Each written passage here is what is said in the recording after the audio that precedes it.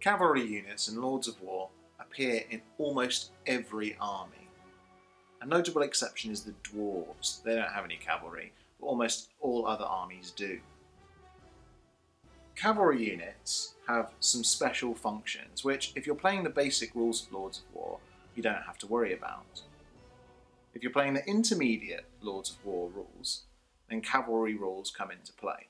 The special thing about cavalry units is that, although like all units they cannot be retreated on the turn they were played out, cavalry units can often return from battle even when engaged. The only thing that stops cavalry units retreating from a Lords of War battle is spear units. In this scenario, we have the lizard men battling against the dwarves. What's just happened is, my armoured trike has been engaging this dwarf rockhound on the corner here, and my opponent has just played in Gordona Ironhelm, meaning there's 5 points of damage being done to this armoured trike. Normally, if you weren't playing cavalry rules, you'd be saying goodbye to this trike soon. But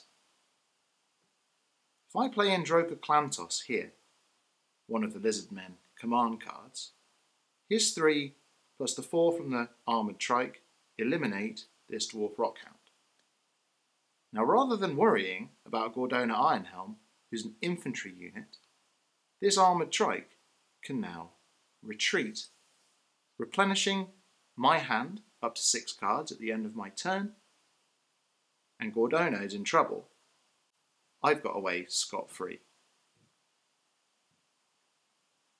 Taking a look at an example that's very similar, all that's happened differently is that rather than Gordona Ironhelm being played into this position, we've got a dwarf Beast Slayer, who is a spear unit.